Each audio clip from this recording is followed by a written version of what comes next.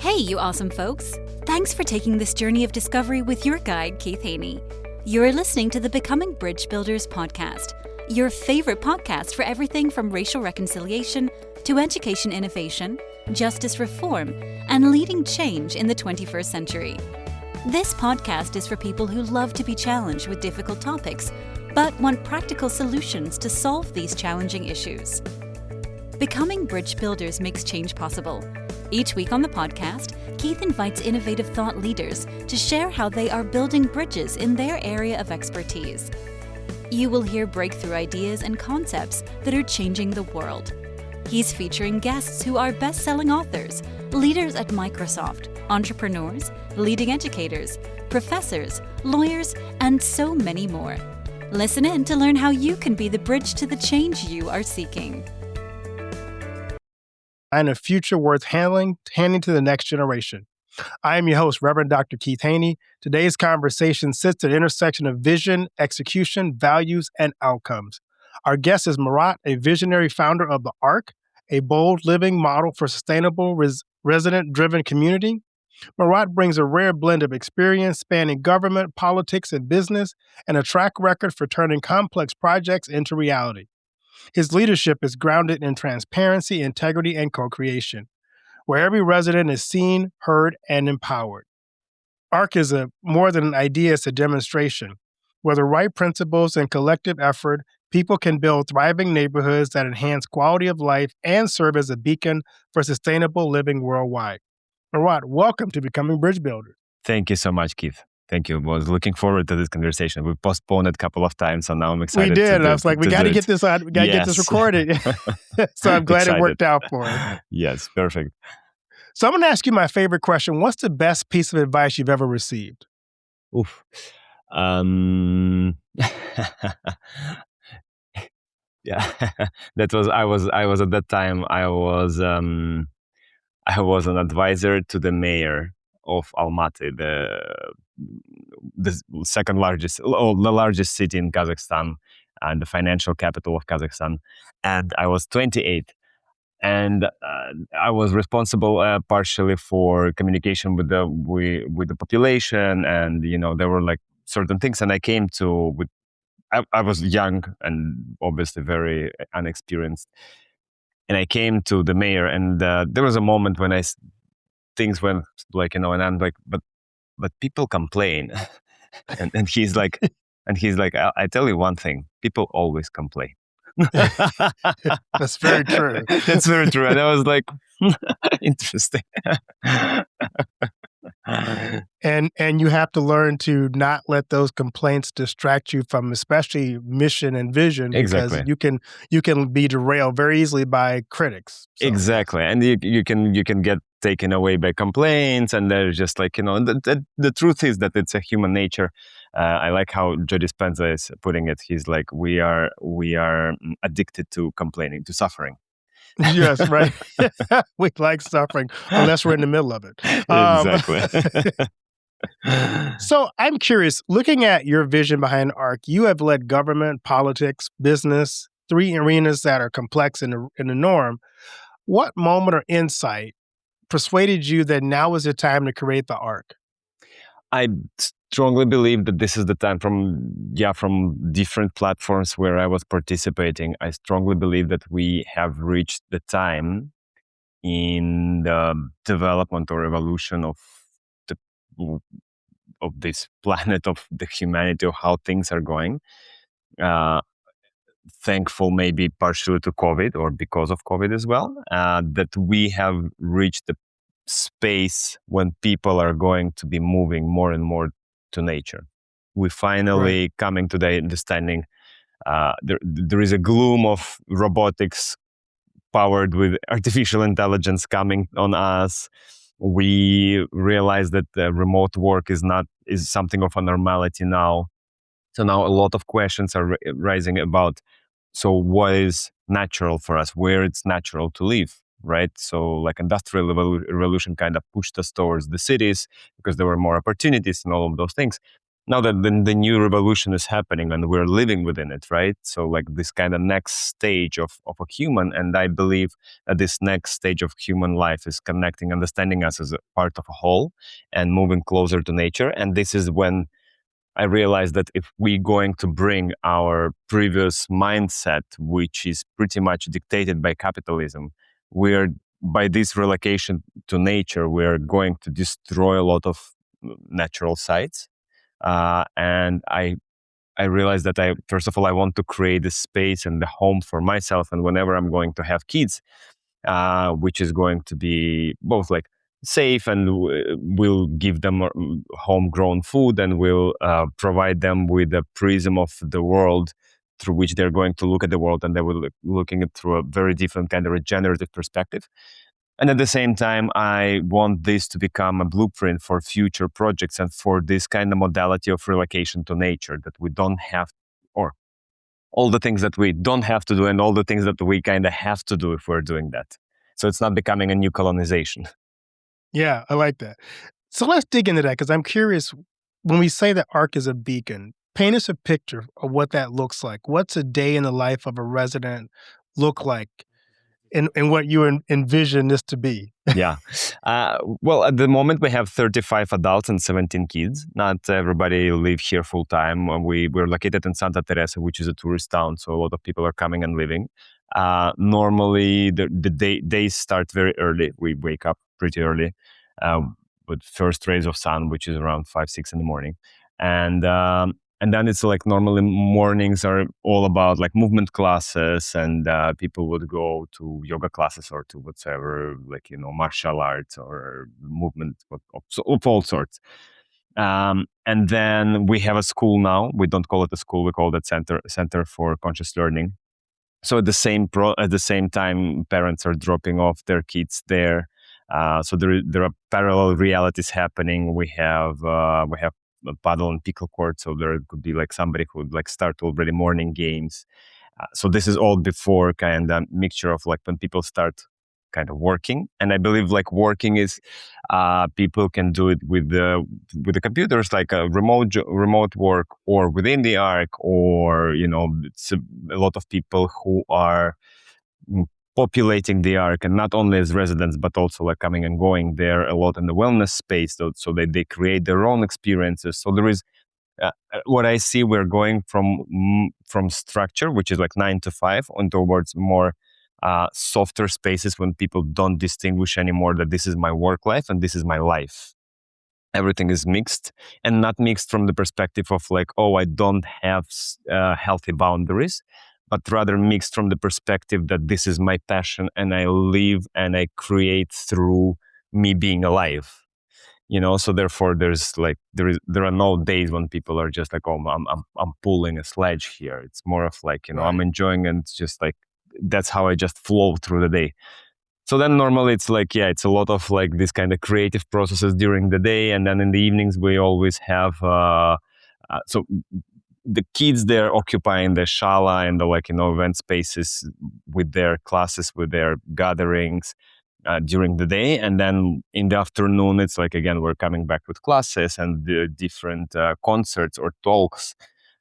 So there are like this kind of dynamic when kids are deeply entwined into what the adults are doing.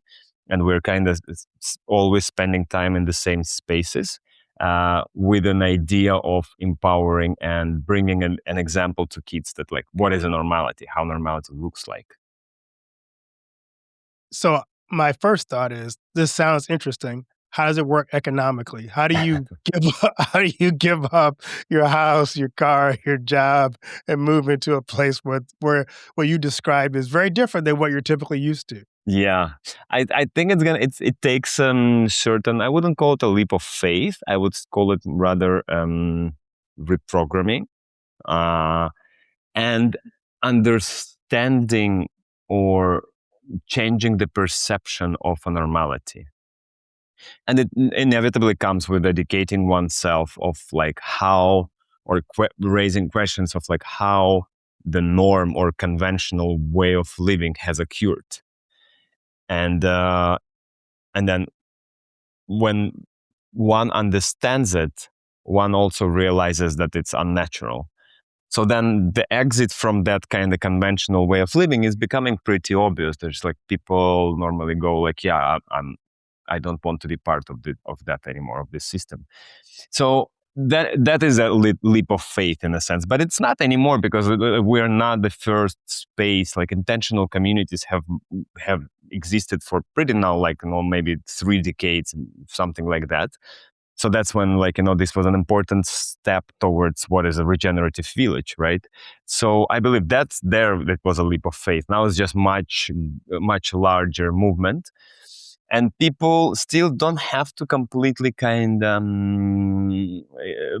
plug out of the economical model and go into some sort of a commune cult where you kind of swear on blood and you nothing like that. And I believe the arc, and that's why I love also actually what calls me a lot in the name of your podcast, Becoming Bridge Builders, because I believe, and we all share kind of this idea also, that the arc is exactly this bridge. I believe that we live in this kind of inversion point on when the capitalistic civilization is inevitably collapsing and a new civilization is appearing, which is the next stage of our evolution.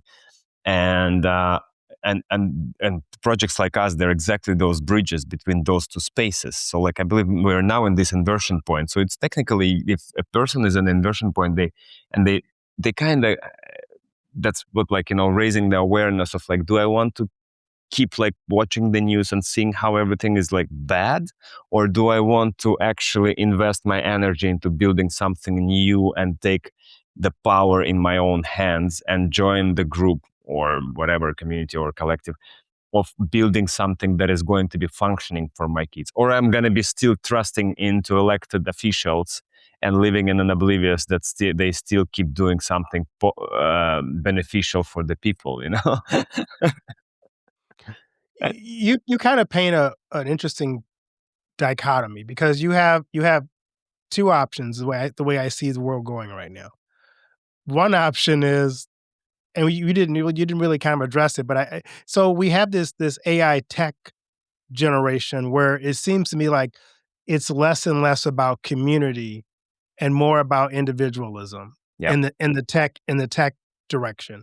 What you're describing is almost not necessarily getting rid of tech, but not having tech dominate our lives and getting back to community building where we rely on each other for things as opposed to relying on Yeah.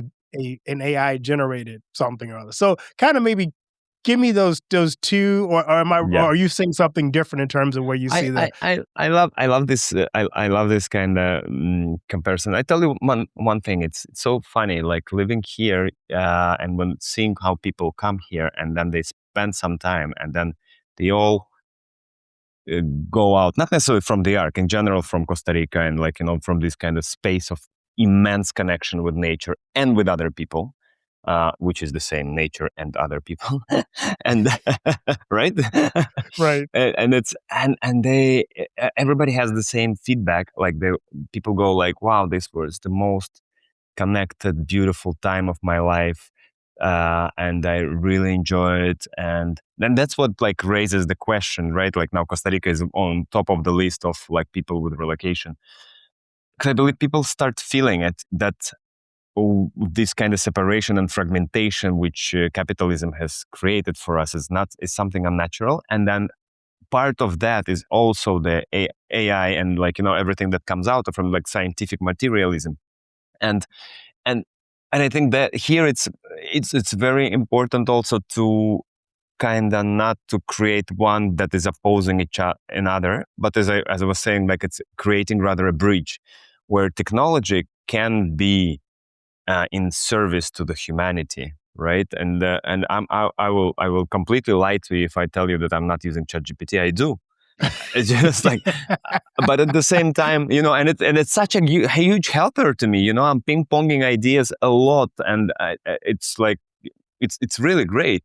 The thing is that I believe what and I don't know where it's all going, but it's deeply entwined. But we're not kind of slaves of that thing. We're not building our life depending on like where AI is going to go, which you see a lot now in obviously, right? Like AI is a new kind of, I don't know, new thing, new nuclear weapon or whatsoever you call it. Right. Like when people are like kind of correcting their life and we get all bombarded by these messages. If you don't learn AI now, in 3 years, you're going to live without job.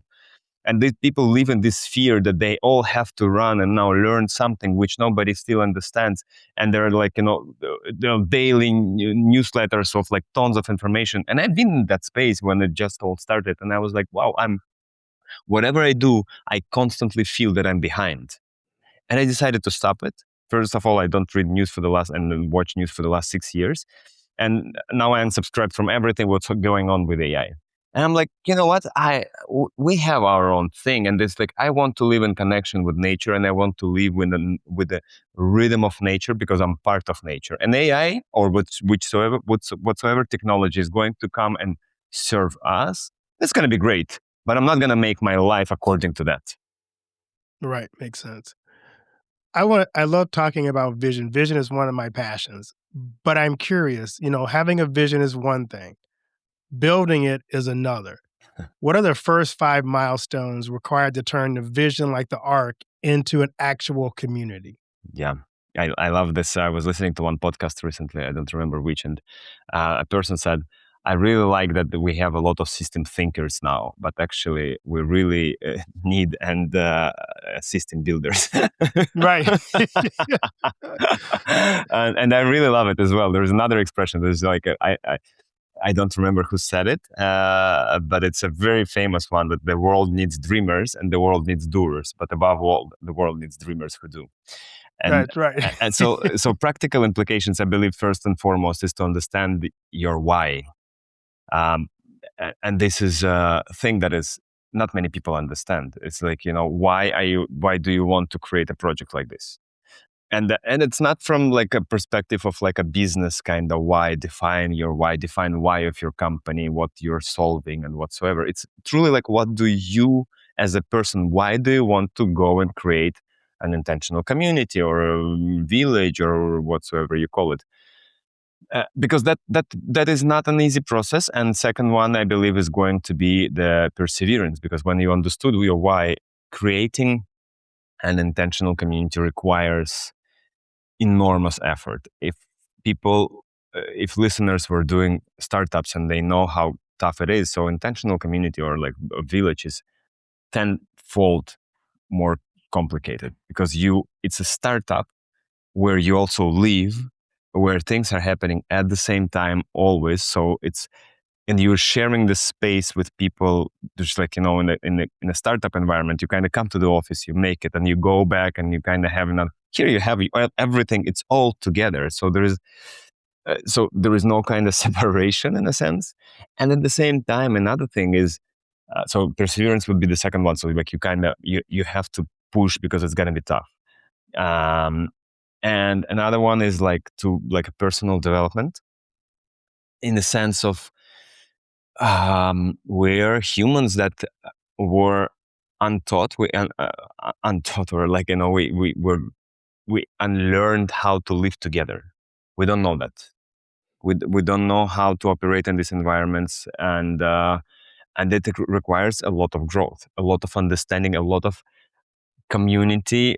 Is moreover like a tight-knit community, like a land-based community, serves as a big mirror to each other's patterns, a collective mirror, in which you're always communicating and you're co-living, and you cannot kind of escape from this situation. So without proper self-reflection, you can get into trouble.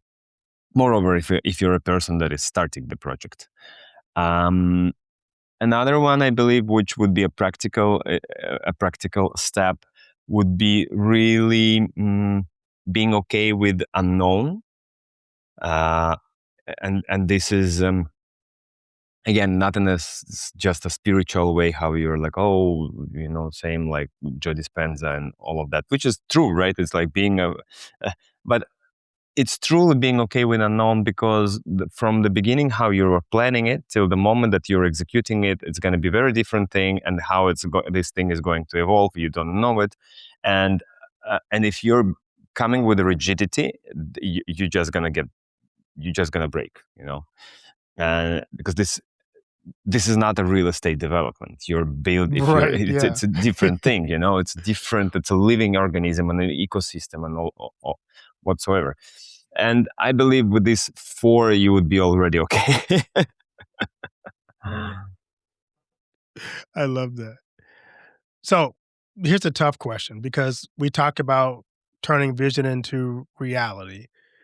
You've overseen a lot of complicated projects. What's a common failure mode that you've seen elsewhere that the ARC intentionally is designed to avoid? Because you think about this community and it sounds so positive, but there's always downsides to everything you're 100%. creating. Yeah. What are the biggest failure possible modes that you're trying to avoid with what you're creating now? I think when people are doing projects which are like they call intentional communities, they remember when I was saying about this kind of first step towards something next, and this something next, I believe, is what we are experimenting with, and this is a new type of human settlement. And the fallacy of intentional communities was that, or is that there is no uniting thread. There is no economical element into it, and that's why they're collapsing. Because first of all, people are kind of trying to escape from something. Normally, people who are drawn to these projects, they're looking for, like, they're not fitting into the conventional system for a reason, and it's sometimes these reasons are nobody is supposed to be fitting into this system, although you're taking advantage of that system. So people feel that they want to escape, and then like you kind of get this escapism mentality, and intentional communities then become neighborhood of escapists, and then they all kind of have something in common. Yeah, they don't resonate with what's happening around, but then it's still a neighborhood. Community is a community when we're all united with a certain idea, values, and also certain activity together. So that's what we're addressing at the ARC through creating, we're practically a land-based enterprise. And people who are joining the ARC, and it's not an obligation at all, but an invitation is for people to join also the team of the ARC. So you can either be a passive resident, and we have people like that. We call them stewards. In general, all residents who are joining the ARC are called stewards. So you can be a passive steward of the ARC, and you can just, you're committing to the vision, you love the vision, and you're purchasing your real estate, and you live and you're enjoying the life. And actually, we are redistributing 31% of our profit among all stewards. So practically, you're already entitled for, whenever you're joining, for the benefit from the project. And that none of the intentional communities normally have it. And another thing is that we are invited to join as an active contributor and a team member on economical basis. And you are invited also to shine your talents. And that's when the implication, very often we play with friends. Well, before I started this, we were playing with friends like, oh, if the world would end and you are invited, you're suddenly in a tribe, what can you offer that they don't eat you? And I mean, I don't want to say that the ARC is this, but this is an interesting thing, when we're like, oh shit, so what actually can I offer? Right. What can I offer? And our favorite question when people are coming to the ARC is like, so what have you been always dreaming of doing? What is your passion? Not what what the society made you to do, but truly what do you want to be doing? And it's not important that you haven't learned it. If there is a passion inside of you that you know that this is your dharma, that you know that you're great for, the ARC is going to be a perfect place for you to plug in your skills or your talent or your passion. When I hear what you're talking about, I know my guests are probably going, "Are you trying to create a utopia society?" And because that's always the danger, right? When you're talking about a community, is this some kind of a utopian fantasy? And when Yeah. people come to join this utopian fantasy, they find out that it's not utopia, and they're disillusioned, or it gets worse. So, how do you avoid the utopian syndrome? Yeah. And there is either utopia, or another question is like, is it a cult? Yeah, that's right. One of those two. I think we always are very upfront with the people who are coming. We do vetting of their potential stewards, and there are many people who are drawn like this.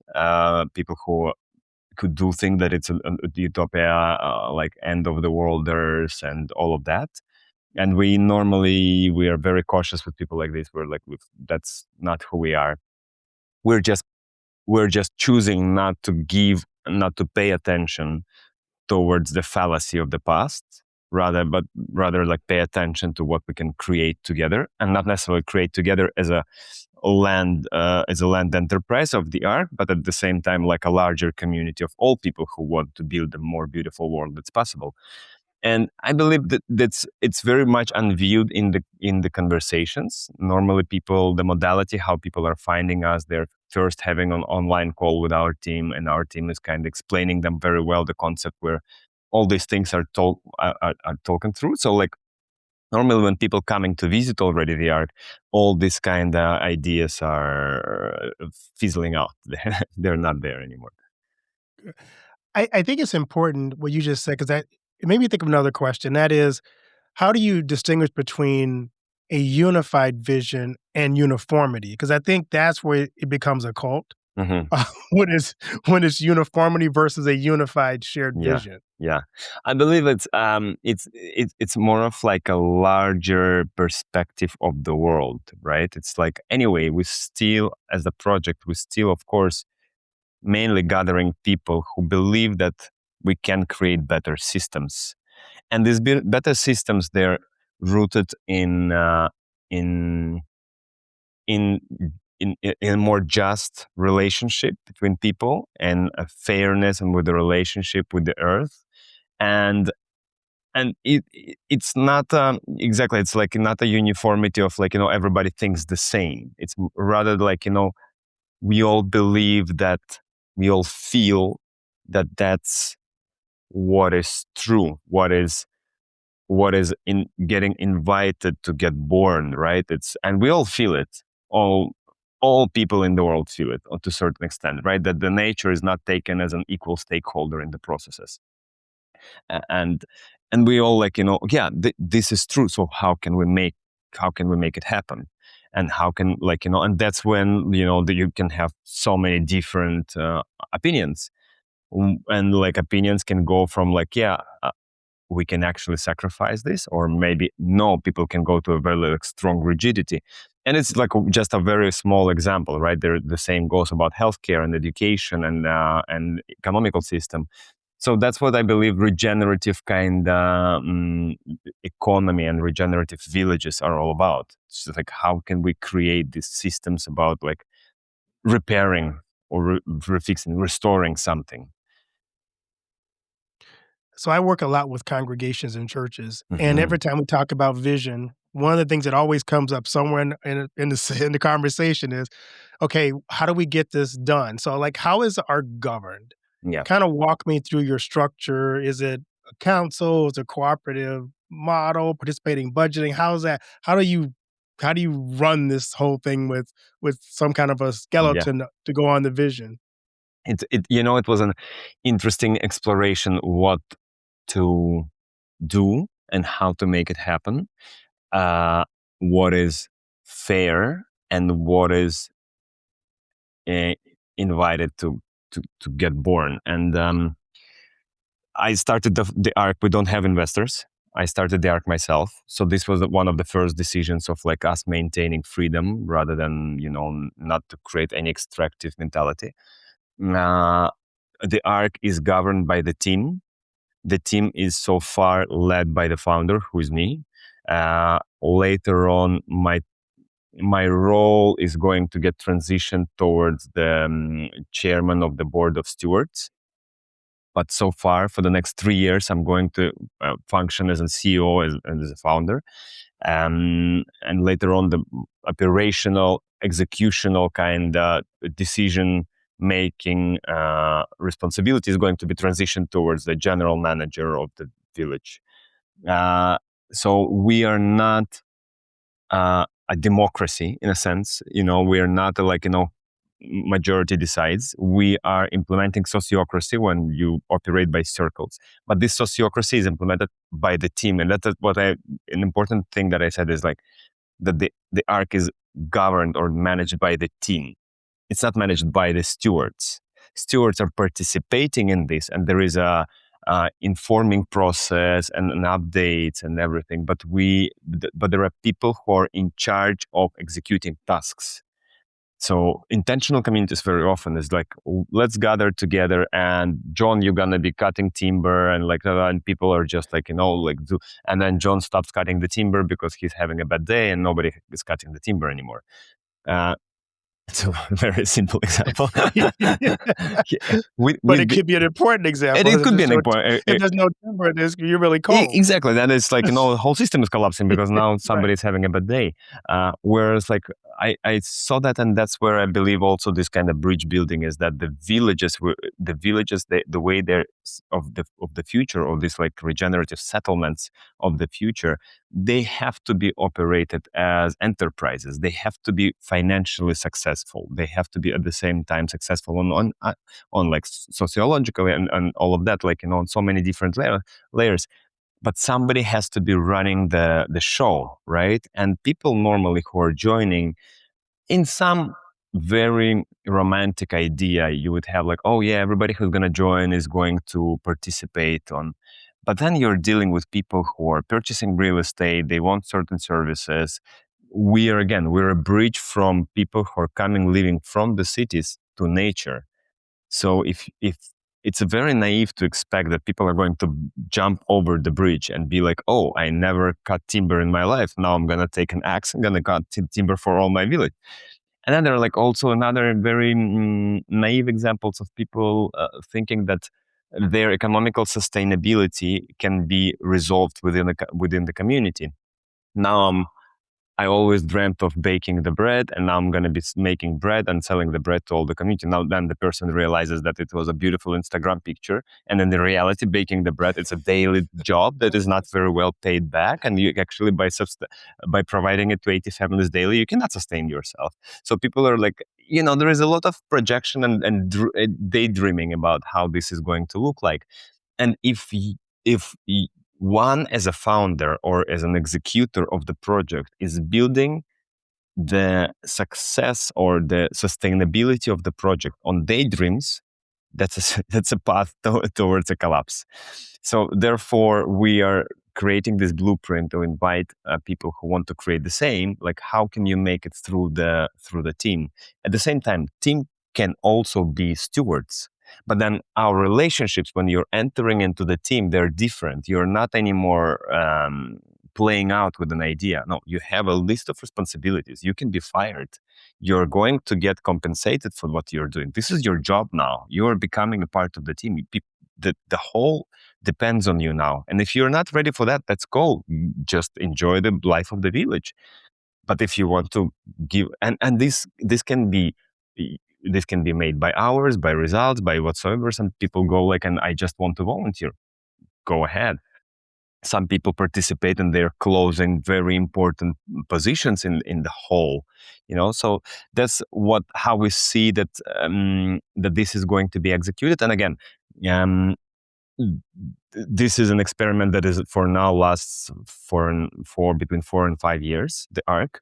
And I believe that's why I was saying like next 3 years is when I'm going to be still running as a CEO, because that system takes time and takes centralization to build it.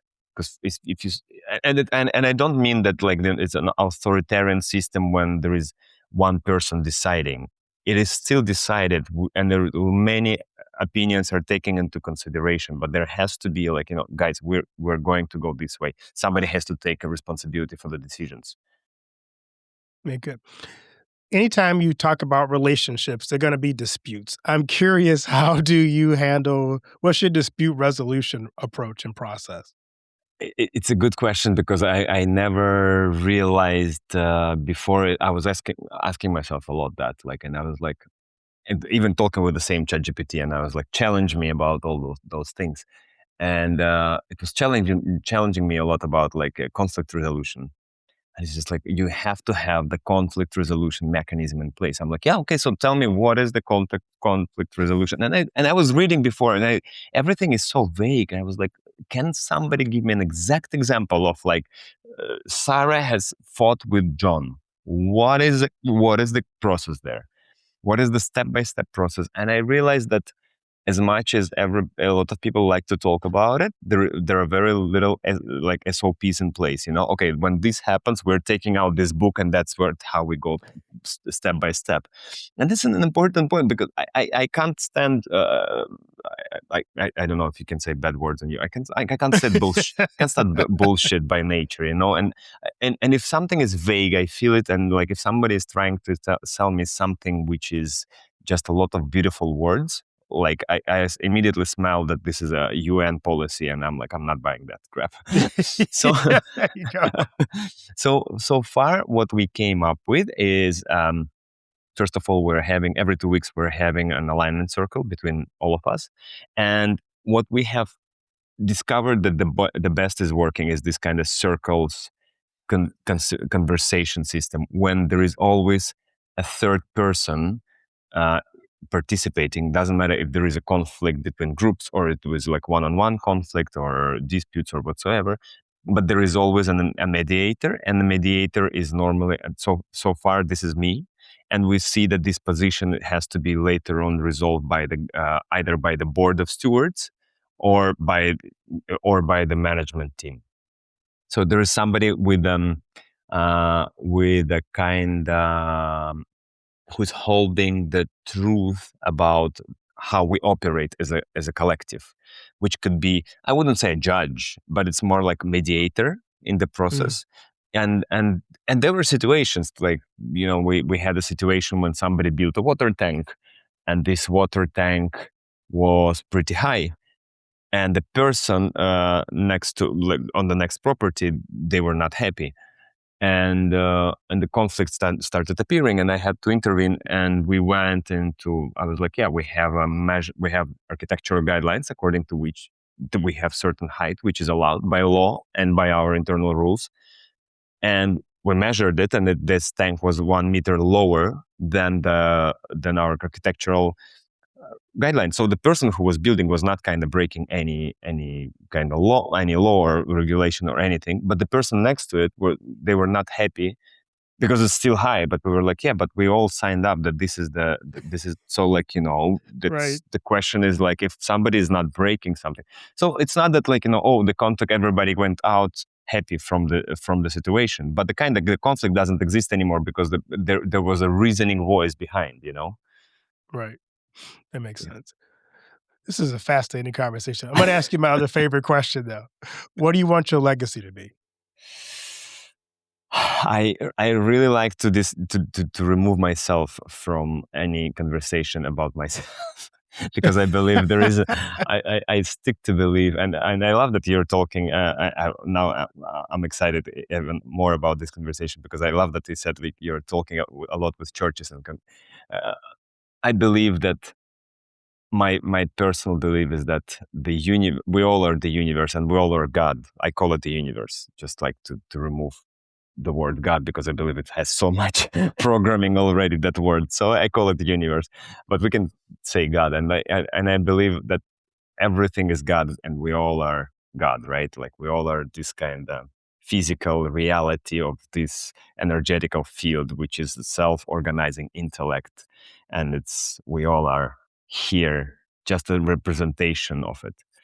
And we all are born in this specific place and specific time for a reason. And the universe brings us all for a reason. And the universe equips us with traumas and skills. And I believe it was somewhere in the Bible, actually. It was just like this subtle voice that is always there. So I believe this subtle voice is that, like, every kid has from the very beginning till they start getting conditioning and programming. And I believe it's our responsibility to hear to this voice and to listen to this voice and to unveil it and uncover it and to act in accordance with it. And therefore I believe there is no me kind of, but it's just like what's happening and what is the universe is creating through all of us. And I believe through me in particular, it's bringing uh, the the it wants to create the world a more open and honest place and make it a more transparent place. And also, I believe it partly it kind of in physical representation. It is this kind of human settlement and our relationship within this. So the arc is more of a tool, but the ultimate objective is the transparency and openness. Interesting. And kind of from my perspective, we would say that we all reflect the image of God, and it's kind of what you sort of described. And so we reflect it imperfectly, of course. Yeah. Uh, and so when you see that glimmer, that light, that salt in the world, that's just us reflecting the glimmer of the divine. And hopefully you see the divine in most of us more than Yes. you see most of the time. So, Marat, where can people connect with you, learn more about the ARC and what you're doing? I believe our website is the best invitation to do it. It's thearc.world. We have the same Instagram handle. We're not on any other social media. We're not on TikToks. We're not from that generation. But the Instagram and our website would be the best place. Well, Marat, thank you so much for sharing your vision, your practical steps to make it real. The ARC reminds us that communities aren't accidents, they're choirs where each voice matters. So thank you for sharing your time and your vision for this with our audience. Thank you so much, Keith. It was a pleasure. Do you know that most entrepreneurs hit a revenue ceiling and have no idea why? They're working harder, spending more money, running more ads, but revenue stays flat. My friend Dr. Noah St. John calls this the invisible break. He's giving our listeners a free revenue ceiling audit to help you see what's really holding you back. You'll get a free 30-day membership to NoahBot, giving you access to Dr. Noah's 30 years of experience to help you reach your next level. But hurry, because there's only 50 available this month. So if you're tired of being stuck at the same revenue level and want to finally break through, get your free revenue ceiling audit at drnoahvault.com in the affiliate link that'll be listed in the show notes.